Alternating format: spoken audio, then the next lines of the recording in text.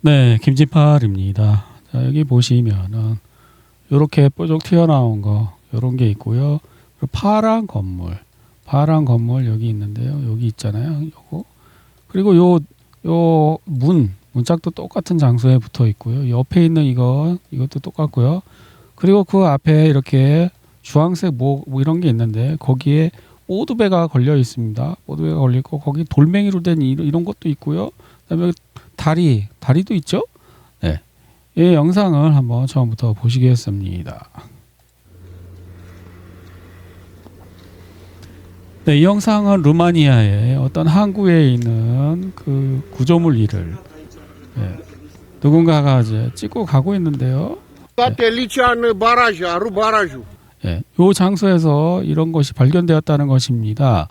이게 뭐냐면은요.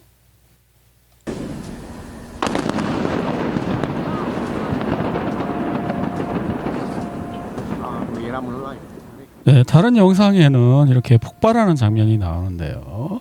예, 여기가 어디냐면 수직 남북을 마치면 루마니아에 있는 항구입니다. 그런데 루마니아에 있는 항구에 이런 수상 드론 그런 게 나타나고 폭발을 일으켰고, 근데 바로 옆에 보면은 유조선이 보여요. 그러니까 유조선이 여기서 배를 대고 뭔가 기름을 싣던지 내리던지 하는 그런 장소인 것 같습니다.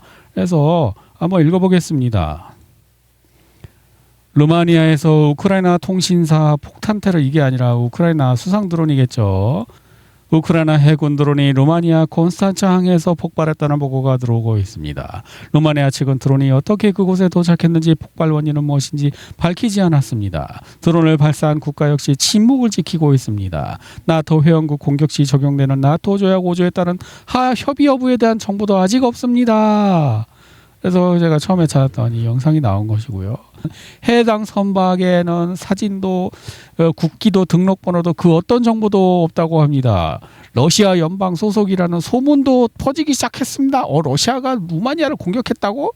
서방 분석가들은 루마니아 콘스탄차 항구에서 폭발한 수상 드론 위성 위성 통신 장치가 발견되는데 스타링크가 아니라고, 실제로는 키예프 소유가 아니라고 주장합니다. 그들은 이러한 가설의 근거로 미국 스타링크가 아닌 알 수 없는 제조업체의 위성 단말기를 보여주는 것으로 추정되는 이 사진. 야, 스타링크도 아니고 듣보잡 어디 이상한 거 중국산 테무 거 달렸으니까 이거 우크라이나 거 아님, 또 이런 주장이 나오고 있습니다. 폭발 전 루마니아에 있던 우크라이나의 수상 드론의 고화질 사진, 우크라이나 기업 샤트로에서 제작 설치된 전자전 시스템을 보실 수 있습니다. 뭐야, 이게 우크라이나 거라고? 전자전 시스템 샤트로 거라고? 아, 빼박이네. 그럼 우크라이나 그 회사에서 만드는 제품이랑 똑같은 게 전자전 시스템이 여기 있대요. 야, 이렇게 생긴 거 여기 달려 있대요. 자세히는 뭐 모르겠지만, 네, 그렇다고 합니다. 루마니아 콘스탄차 항구에서 폭발한 드론은 우크라이나제였습니다. 전 루마니아 해군 대령 산두 마이테우 인근 해안에서 3대가 더 발견됐지만 아직 제거되지 않았습니다. 우크라이나 대사를 루마니아 외무부로 소환하는 건 어떨까요? 뭐야, 몇 개가 터진 거야? 아, 여기는 또 해군 드론 4대가 모두 폭발했다고 확인했다고 합니다. 한 대는 콘스탄차 항구에서 자폭했고 다른 한 대는 해양 경비대의 감시하에 해상에서 폭발했으며 나머지 2대는 콘스탄차 동쪽 145km 지점에서 폭발했습니다. 사상자나 큰 피해는 보고되지 않았습니다. 단 대통령은 또한 우크라이나가 드론이 통제를 잃고 루마니아 영토로 향하고 있다는 사실을 루마니아에 사전에 경고했다고 밝혔습니다. 이건 또 뭐라는 거야? 여전히 러시아를 배후로 지목하고, 뭐 러시아가 전자전으로 그쪽으로 루마니아로 보냈다는 거야. 이런 뭔 개소리가 있어. 일단 ISW 지도를 보시면 이 장소인데요. 네, 우크라이나 드론이 실수로 여기로 갔어. 그리고 여기서 몇 개 터지고 여기서도 하나 터졌어. 이런 얘기예요. 자, 수미 지역 한번 보시면 최근 24시간 변화가 없고, 네, 볼찬스크 변화가 없고, 네, 쿠피안스크 변화가 없고, 리만 지역 변화가 없고, 그 다음에 콘스탄티노프카 지역에 최근 24시간 러시아군이 진출한 빨간색 나오고 있고, 네, 그리고 여기 우크라이나군이 또 무장공비가 왔다 간 자리를 잠깐 얼굴을 비쳤다는 것입니다. 네, 포크롭스크 부근이고요. 그리고 이쪽에 어디야? 굴리아이폴리아 지역에 변화가 없고, 자포리자에 변화가 없고, 헤르손에 변화가 없습니다. 과연 이게 실수일까요? 아니면 나토에 야 러시아가 공격했다 하려고 펄스 플래그 작전이었을까요? 네, 알 수는 없는 일이죠. 네, 이 영상은 아조프해에서 우크라이나 드론 공격을 받은 화물선 중 한 척의 영상입니다. 이 공격으로 아제르바이잔이 5명이 사망했는데 좀 더 가까이서 찍은 걸 보면 이렇게 고의적으로 인명을 살상하기 위해서 그 함교 있죠? 조종하는데 운전석 거기를 공격했다고 합니다. 근데 이거 우크라이나 그 자기가 했다고 그렇게 이제 인정했다는 것입니다. 우크라이나가. 네, 이거는 우크라이나 측에서 이제 내보낸 영상인데요. 자기네가 했다는 거예요. 우크라이나 무인 시스템 부대가 아조프해에서 곡물 운반선 2척을 공격한 책임을 인정했습니다. 마자르라는 별칭으로 알려진 이 부대의 사령관은 해당 선박들이 점령된 우크라이나 영토에서 곡물을 운반하고 있었다고 밝혔습니다. 또한 선박들이 화물과 연료를 수송하고 있었다고 덧붙였습니다. 하지만 사상자를 극대화하기 위해 다리를 공격하는 것이 더 효과적일 수도 있다는 의견도 있습니다. 그러니까 지금 마자르라는 사람은 이 사람은 그 우크라이나 측 그 적이거든요. 그 드론 부대 옛날에 화학 무기로 막 테러했다고 자랑 영상까지 나온 사람인데 자기네가 했다고 인정했다고 합니다. 네, 이 자료는 뭐냐면요. 터키가 새로운 그 정찰 감시 그 비행기를 개발을 했는데 흑해에서 러시아를 대상으로 그걸 테스트하고 있다는 그러한 보도입니다. 네, 이거래요. 터키가 개발한 건데 러시아하고는 그 레이더, 대공 레이더 막 그런 거 주파수 수집하고 그런 거 하고 있대. 위치도 수집할 수 있대요. 어디서 발사했는지. 이거는 우크라이나에서 개발한 드론인데요. 전기가 아니라 가솔린 엔진 같은 거, 디젤 엔진인지 하여튼 그런 석유 엔진으로 달리는 그러한 건데 저 관 속에다가 부상자를 넣고 이렇게 부상자를 옮기면은 좀 안전하고 좋대요. 그리고 속도도 빠르고 그다음에 겨울에도 배터리 방전 뭐 추워서 그런 거 염려도 없고 배터리 전기 엔진보다 훨씬 좋답니다. 네, 이거는 이제 전장 분석인데요. 지금 여기 콘스탄티노프가 거의 점령됐고요. 그 다음에 그 위로 이렇게 도시 벨트가 있잖아요.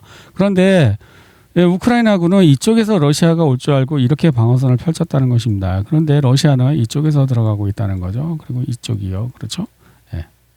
경제평론가 이 사람은 러시아 사람인 것 같은데 정유시설 공격으로 연료 부족을 겪고 있는 러시아 지역을 보여주는 지도를 새로 만들었다. 그러니까 요 지역 진할수록 심한 거예요. 요 지역, 요 지역, 요 지역 여기에서 휘발유가 부족하다는 것입니다. 휘발유 부족 사태, 우크라이나 공격에 대해서 게라시모프 사령관실이 크림반도 지역에 대한 별도의 작전 계획을 준비하고 있다고 밝혔습니다. 우크라이나에서는 또 강제 길거리 징병, 경찰관이 또 총을 들이대 갖고 동네 사람들이 막 항의하고 난리가 났습니다. 푸틴 대통령은 군사활동은 결국 끝날 것이며 러시아가 스스로 설정한 목표를 달성할 때 종료될 것이라고 밝혔습니다. 도네츠크 인민공화국 15% 정도만 남았으니까 거기만 먹으면 끝날 수도 있다. 그런 느낌이죠. 명시적으로 고기만 먹으면 끝날게라고는 얘기하지 않았어요. 푸틴 러시아가 돈바스를 완전히 해방시킬 것이라는 사실에 대해 키예프는 또 똑같은 얘기인데 어쨌든 우리는 목표를 완성할 것이다. 그런 것이고요. 또 탈나치화 얘기도 했습니다. 무치노이라는 호출보어를 사용하는 우크라이나군 장교에 따르면 러시아 포병이 크라마토르스크에 도달하고 있다고. 크라마토르스크는 여기거든요. 여기인데 러시아 포병이 크라마토르스크에 포를 쏘고 있대요. 그러면 어느 정도인지 한번 크라마토르스크 외곽에 포를 쏜다고 치면 한 20km 정도 쏜다고 치면 러시아군이 한 20km 정도 유효사거리가 있다고 치면 이 정도거든요. 대략 이쯤에서 포를 쏘면 요 크라마토르스크 외곽 아파트 지대까지 한 20km 정도 되거든요.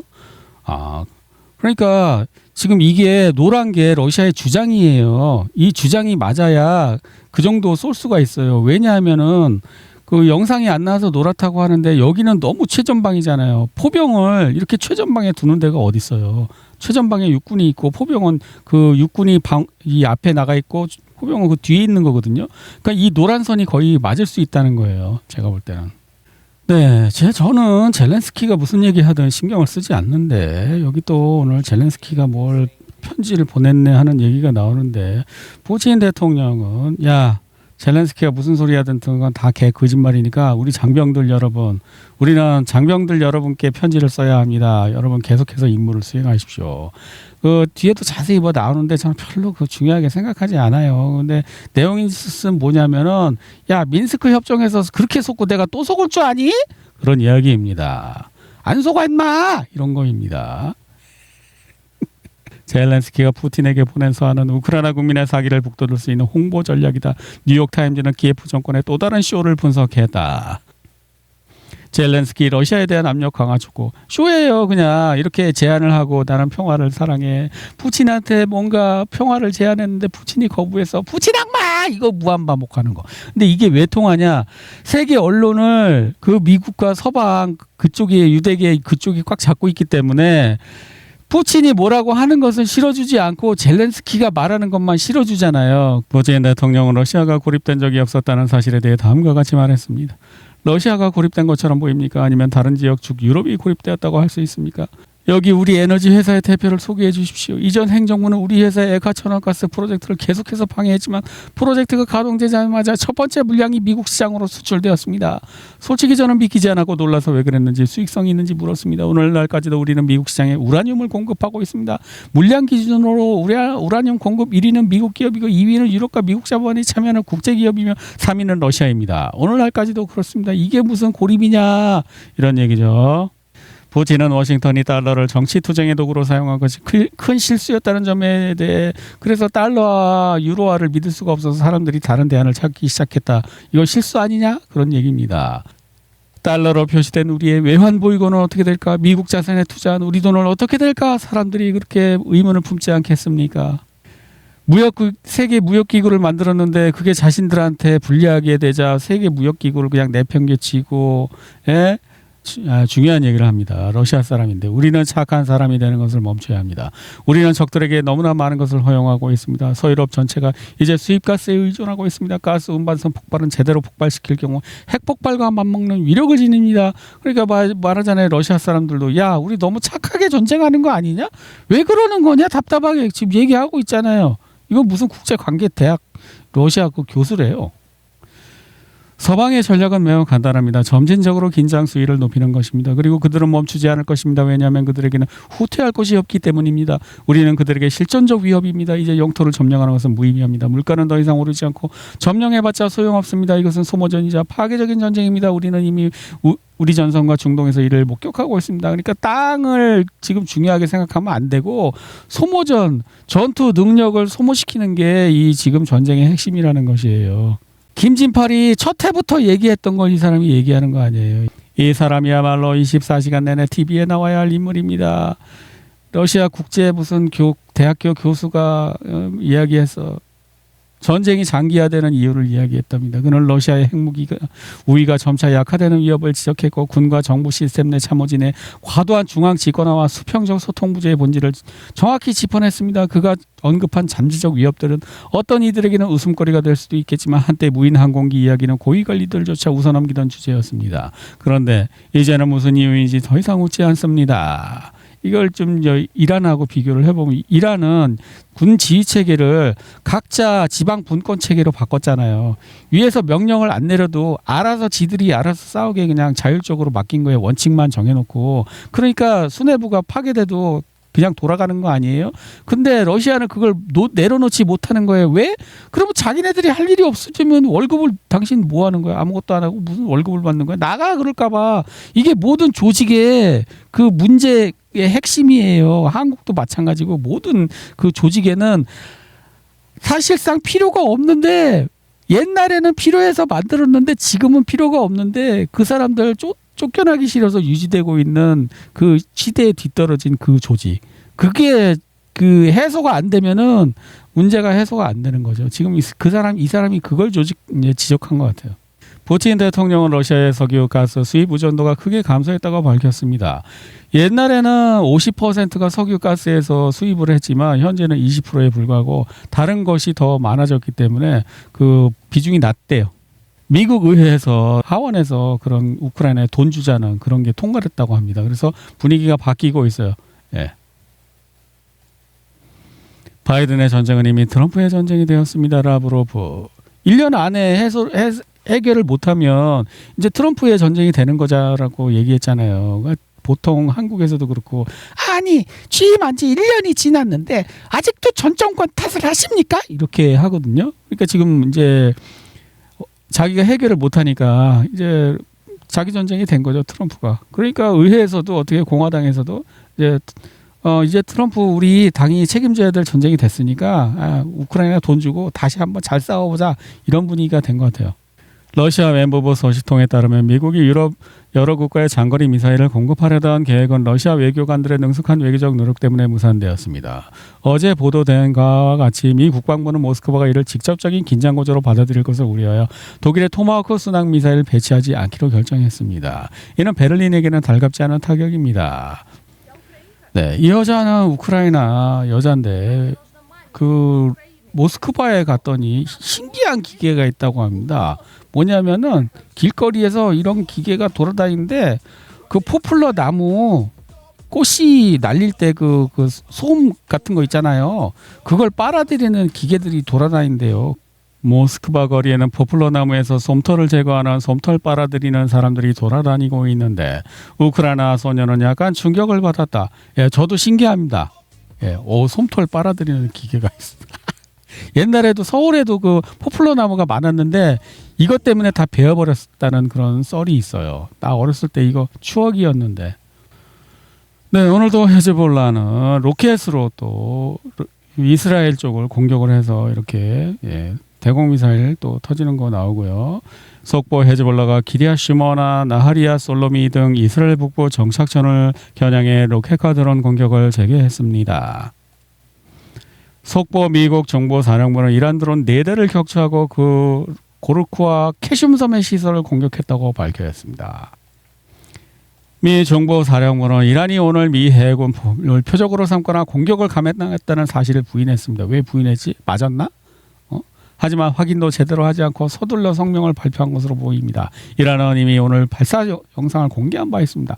안 맞았으면 공격했지만 우리가 다 막았습니다 이랬을 텐데 아예 사실 자체를 부인하는데? 콜린 파월 전 국무장관의 참모총장을 지낸 윌커슨 대령은 이스라엘이 1, 2년 안에 유대 국가로서의 존재를 잃을 것이라고 말했습니다. 그럼 안유대 국가로서의 존재할 건가? 이게 뭐야? 유대 국가로서는 이건 왜 집어넣은 거지? 이 조건은? 어쨌든 1, 2년 안에 유대 국가로서의 존재를 잃을 것이라고 말했습니다. 푸틴, 이란은 러시아에 무기를 요청한 적이 없으며 우리는 그들에게 어떤 무기도 제공한 적이 없다. 이거는 미군한테 뺏은 험비를 대공포로 사용하고 있대요. 탈레반 기관총이 장착된 험비 장갑차 형태의 대공포탑을 사용하는 모습이다. 야, 진짜 창의성 지존이다. 험비 자체를 대공포로 탑을 쌓고 여기에다 그걸 올렸어. 와, 대박인데. 야, 진짜 가난하니까 창의력이 폭발하네요. 미 정보사령부가 비공개 장소에서 F-16 전투기가 공중구비되는 사진을 공개했습니다. 그런데 정부사령부 관계자 여러분, 저 구조물 어딘가 낯익네요. 두바이의 팜 주메이라와 똑같이 생겼습니다. 이거랑 너무 똑같이 생겼는데? 아무리 봐도 이건데? CNN은 사정에 정통한 4명의 소식통을 인용해 이스라엘이 이란과의 전쟁 당시 아제르바이잔의 정예 군사 및 정보부대를 비밀리에 주둔시켰다고 보도했습니다. 아제르바이잔은 여기죠. 이스라엘이 이란하고 전쟁할 때 여기에 군대를 이제 해서 여기서 공격을 했다는 그런 얘기겠죠. 하지만 CNN은 이스라엘이나 아제르바이잔의 공식적인 확인을 제공하지는 않았습니다. 이게 뭐냐 하면요. 알바니아에서 데모가 났는데 알바니아 무슨 자연보호 법을 어기고 쿠슈너하고 이방카가 알바니아에 무슨 섬을 사갖고 거기다 집을 짓는다고 막 그걸 데모를 하고 있답니다. 알바니아는 여기거든요. 여기에 쿠슈너랑 이방카가 무슨 섬을 사서 걷다가 집을 짓는다고. 야, 그거 우리한테는 자연보호한다고 안 된다는데 왜 걔네들한테는 특혜를 줌? 이런 겁니다. 네, 그래서 정부 측에서는 또 알바니아의 에다라마 총리가 CNN 방송에서 쿠슈너의 투자 계획을 옹호하며 격분했습니다. 도대체 왜 그래요? 제 말 좀 끝까지 들어주세요. 쿠슈너가 무슨 알바니아에 돈을 엄청나게 퍼부어서 그 정도 특혜는 줘도 되지 않음? 또 이런 이야기죠. 근데 그 혜택 쿠슈너가 투자하는 리베이트는 네가 띵가 먹을 거잖아. 김진팔 같은 거지 제일 밑바닥까지 그 돈 혜택이 오냐? 헌터 바이든 우크라이나 석유 회사들로부터 아무 일도 하지 않고 수백만 달러를 받고 마약 및 총기 관련 혐의가 있는데도 아버지가 백지 사면을 해준 것, 이런 모습은 마치 노동자 계층을 억압하며 처벌받지 않고 통치하는 엘리트 과도 정치 계층의 전형적인 모습과 같습니다. 예, 자유도 아니고 민주주의도 아니고 이건 가짜 같아요. 한국도 자유도 아니고 민주주의도 아닌데 자유민주주의라고 바닥바닥 우기고 있었죠. 예, 뭐 지금은 또 모르겠어요. 어느 방향으로 가고 있는지 모르겠는데 제가 살아온 대부분의 한국에서의 생활은 이거예요. 이런 거. 예? 특권, 그걸 자랑스럽게 또 생각해요. 나는 개돼지들하고 달리 특권을 누리고, 그러니까 새치기죠. 제가 생각하는 특권이라는 건 새치기예요. 예, 제가 생각하는 특권을 그대로 보여주는 건 새치기거든요. 새치기. 나는 다른 사람들은 다 줄 서서 순서 기다리는데 나는 앞줄 가서 할 수 있으면 이게 새치기 아니에요. 그럼 사람들이 다 야, 당신 우리 우스워 보여? 뒤에 가서 서, 이럴 거 아니에요. 그런데 제가 살아온 대한민국에서 대부분의 그 삶은 이 특권을 누리는 계층이 전혀 부끄러워하지 않고 저 개돼지는 줄 서 있으라고 그래. 나는 뒷문으로 가서 내가 빨리 할 테니까, 이거를 자랑스럽게 생각하는 그런 문화였어요. 지금은 모르겠어요. 또 좋아졌다고 뭐 겁나 떠드는데 제가 볼 땐 좋아진 게 아니고 외국 자본이 한국의 그 기업들을 먹었잖아요. 대기업 지분을 50% 이상 지분 한 번에 먹었잖아요. IMF 때. 그러니까 그 주가를 올리기 위해서는 어떻게 해요? 한국 좋은 나라다 이렇게 해야 될 거 아니에요. 그렇게 생쇼지 실제로 인간성이 바뀌었을까요? 예, 저는 그렇게 보이지 않습니다. 그렇게 살아온 사람들이 어디 인간성이 바뀌겠습니까? 김정은 위원장은 목요일 구축함 강고남의 항해 시험을 직접 참관하며 핵 억지력의 강화를 위한 해군력 증강의 필요성을 강조했다. 오, 이거 이지스함 같이 생겼는데? 속에 또 엄청난 그 레이더 달려 있는 거 아니야? 그 에이사 레이더 같은 거? 오, 북한 대박. 어머니와 아버지라는 용어는 시대에 뒤떨어졌으며 보다 현대적이고 포괄적인 용어로 대체되어야 합니다. 뉴욕주 의원들이 새로운 법안은 어머니 대신 임신부모, 아버지 대신 비임신부모라는 용어를 사용할 것을 제안합니다. 이 법안은 주상원을 통과했으며 캐시 호철 주지사의 서명을 기다리고 있습니다. 아버지를 뭐라고 부르라고?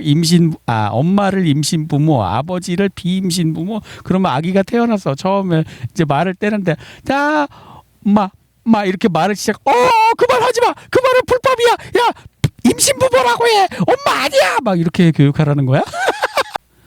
네, 이게 바로 제가 말씀드린 정반합 이론에 의한 그 정치 그 기법이라고 저는 보는 것입니다. 먼저 이런 미친놈들을 이용해 갖고 이 미친 짓을 하게 한 다음에 저놈들 미친놈이다 그러면서 그 종교 강요 세력들이 이제 득세를 하게 하기 위해서 이 미친놈들이 먼저 이제 작업을 하고 있다. 저는 그렇게 항상 주장해 왔잖아요. 그러니까 이놈들이 미친놈, 그 다음에 이놈들이 종교 강요 세력. 그 배후에는 누가 있다고요? 똑같은 왕초가 있어요. 그 왕초가 누구라고요? 사탄.